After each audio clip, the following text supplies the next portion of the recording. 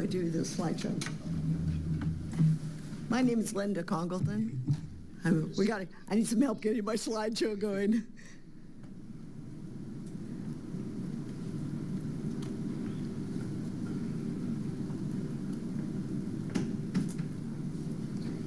All right, moving forward. It's just the back and forth. This one? Okay.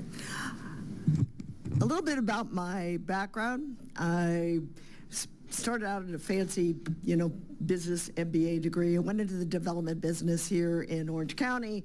After that, I worked for one of the leading consulting firms. And in 1984, I started my own company.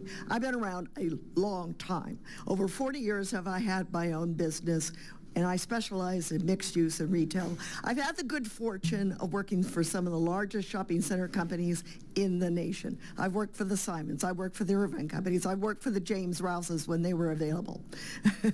So I have the expertise, and when I say good fortune, I mean good fortune. My work is national, and it's also international.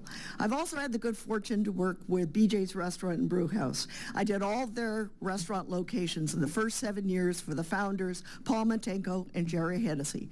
Every single restaurant that we recommended and all the sales projections we gave either met or exceeded projections. Then the company went public and they brought in-house people. But that gives you just a snapshot of our background. In recent years, I would say the majority of our work is actually for cities. In recent years, we've worked with 29 Palms, La Quinta, Beaumont. We worked for the cities in Texas of Louisville, Saxe, Salina. What do they want? Guess what? They want retail sales tax dollars, all of them. They want to revitalize their downtowns. They're very interested in mixed use. So I'm here to tell you, first and foremost, some sobering news of what's happening on a national level. We're in a really tough area when it comes to restaurant leasing and restaurants in general. Restaurants are contracting. Major chains are having a hard time. The margins are very slim. We're in a major contraction in the industry nationally. This isn't just something that's affecting Fountain Valley. If we look at retail sales, retail too has had some contractions. You will notice since the last time we did this study in 2023. What happened? Amazon Fresh didn't make it. They're in Huntington Beach. One thing you need to consider, and when he's talking about vacancy factors in Fountain Valley, you don't just compete with Fountain Valley. You compete with everything in Huntington Beach.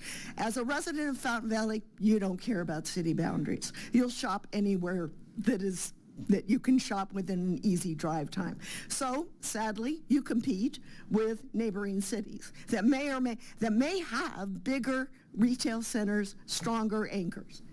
Now let's look at this site. Sadly, this site does not meet even the minimum requirements for a major retail center. It is just simply too small at 18,000 square feet. As the nice leasing guy said before, you can't fit a grocery store on this thing. And top investors in this market, they won't even consider what is considered an unanchored center. They won't even buy it. They won't and major leasing reps that put in the top chains won't even go to a center like this. They want a major grocery store anchored center. That's investor proof. This is the dregs of the business. It was the dregs of the business 20 years ago. It's just gotten worse. So now we're talking about major streets. And let me delineate what he means by major streets. Yes, you're on a major street called Warner, but the whole site does not back up to a corner. What retailers want today is the ability to make left-hand turns and to have two major streets. If this site went all the way to the corner where Arco is, totally different situation. Then you'd have more viability. It'd still be a small site, and I'm not sure we could fit a grocery store on it, but you would be in a better situation. Also, major retailers today would look at the site and say, hey, I can't make a left-hand turn out of here. It just doesn't fly. Major restaurants, any restaurant worth its salt wouldn't even bat an eye at this and say, no way, we wouldn't consider it. If they want to be successful, going back to my BJ's history, I'd look at this and say, nope, in the trash can. No, Don't do it. Let's look at what's happened just since 2008. We've had 10 new anchor stores come into this market. 10! That's remarkable. You, like many locations, have just exhibited this huge influx of new stores to this market area. And so it's not unreasonable to expect that your weakest links, your weakest centers are going to suffer. You could sit here and say, gosh, we really want more retail.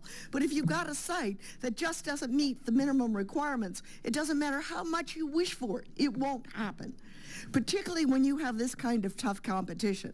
Now, it was mentioned I recently went out there to check what's happened. We all know from a national basis, Amazon Fresh has gone out of business. Guess what? Not only has it gone out of business, that center is half filled. If you go over to Bella Terra, which isn't that far from here, all you have to do is drive around the outside too and see the vacancy factors. Your city may be fortunate enough to have a low vacancy, but your immediate adjacent areas, keep in mind, retailers don't look at just your city. They look at neighboring areas for possible locations.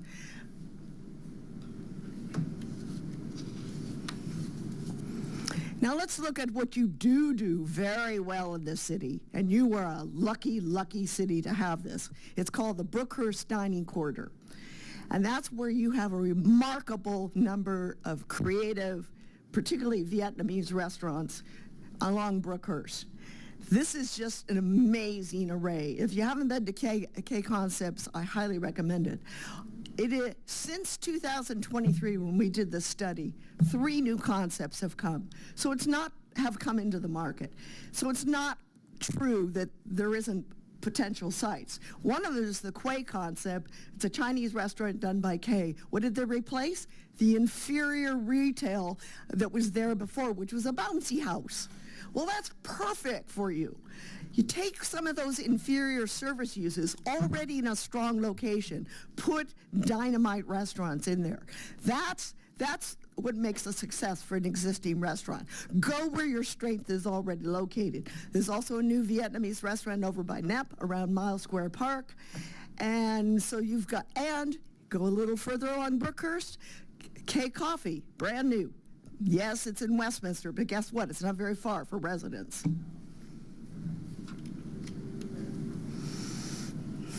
You've also got very, very strong competition from Huntington Beach, in particular Bella Terra. Having worked in that area and having worked for the city of Huntington Beach many years in the past, I can tell you the Bella Terra's strength is in the restaurant area.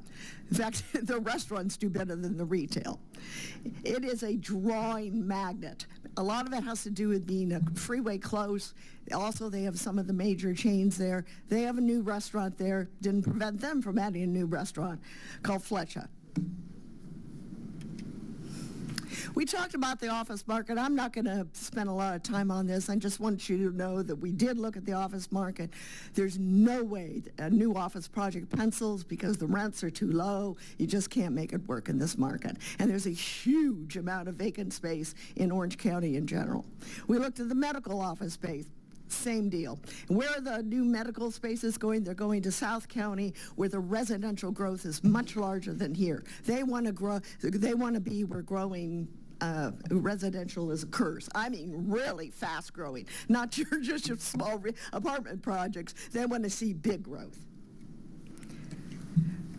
So what did we look at?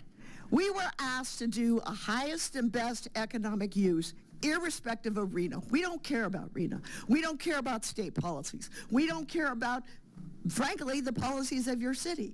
We were brought in to just do a straight market analysis. This market analysis would be the same if it were 10 years ago, 5 years from now, it would be the same. There is no viable retail for this project. There's no viable commercial. It doesn't fit the modern times. But what does it fit? Yes, it does fit the use for residential. Now, let's talk about the kind of residential that we've got here. Well, we've got a 3-level project, which will be viewed by this market as the lowest density apartment project vis-a-vis all the other planned. You've got other projects here that are 300, several 300, 5-level. there is a market for people who want, hey, I want something a little lower density. And you've got kind of a bifurcated market. It's not just the young people that want a located apartment. You've got a huge move down market of seniors, pre-retirees. They sell their home, they take out the money out of their house, but they don't want to be far from their kids and their grandkids. They like living in an apartment. We've seen this in cities like Texas. We've seen it in Tulsa, Oklahoma, where they sell their homes, stay close to their relatives, have a nice, attractive apartment, and guess what they do the rest of the time? They travel. They go, but it gives them an ability to have an affordable location without having the burden of a single-family detached home. This is the kind of resident market you're going to get. It's the move-down market, it's the pre-retiree, the retiree, as well as the young. I will also make some comments about the pluses of this site. You've got the beautiful little linear park. You've got the veterinary center. Bingo, who are you going to get? Dog owners. This is a beautiful location for dogs. You don't have to get in your car and go over to Mile Square Park. You just take the dog out, go over to the little linear park. You got the vet next door. This is a niche that is very appealing.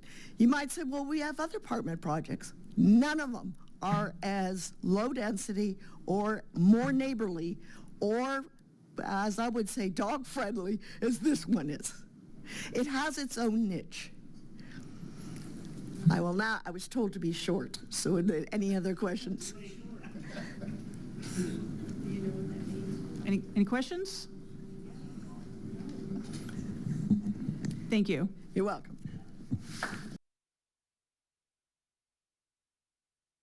Katy Wright.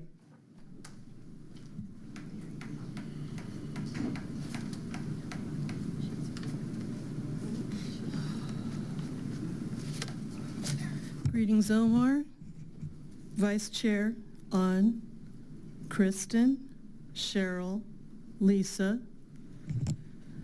Help us, Obi-Wan, you're our only hope. And I think you all know exactly what I'm talking about here. We have, I'm going to say it, this city council of ours is supposed to be nonpartisan, and it's supposed to look out for the people of Fountain Valley. It is currently ruled by an unholy cabal of 3 central committee members for one political party that absolutely refused to let the other 2 suggest anything. They came up with a rule that from now on, to bring forth something, you have to have 3 city council members approve it to even be brought forth as a matter for future consideration. Check it out. It's on film. It's on camera. I'm saying that. I'm not going to say which party. Anyone with a brain can figure it out, and we're coming into an election year. A lot of people in this town are getting very tired of the influence thrown onto us by people, business people, chamber people with a very strong focus of Huntington Beach and how Huntington Beach runs things. They had, just this year, a closed session with Michael Gates. Now, if that's not a Brown Act violation, I don't know what is. I want you to pay attention here. Gentleman here, Bob Franklin, very good speaker. I'm a Toastmaster. I'm a contest judge. Excellent speaking. Great salesman, very human approach. Mrs. BJ Development here, yelling and screaming in the mic and saying, oh, it's got to be this way. It's always like that. Nothing ever works. Sorry, I don't buy it. I don't buy it. I didn't think I had a dog in this fight. I put in a speaker's card to talk about something else later. I have a dog in this fight. Warner Avenue Veterinary, my family, my mother-in-law, who's lived in this Fountain Valley house for 30 years before we got it when she passed. My husband, when he was a kid, took his dog there. They took their cats there. I took my dog there, my pit bull. When it was time for him to go to the Rainbow Bridge, they went above and beyond for me. I didn't want to have to injure him worse when he was in such misery, to take him and carry him in when it was total misery and he was dying. They did something totally above and beyond, and I can't say because I don't want them to get in trouble. I am a former bus driver. I don't reverse. And if you have this packed in so much with all these people who live there going in and out, that's a recipe for disaster. I will have no choice but Katie, to look. Katie, your time is up. Thank you, and you know, I understand, but I'll have no choice to look for a veterinarian in Santa Ana or Costa Mesa. Thank you. Richard S.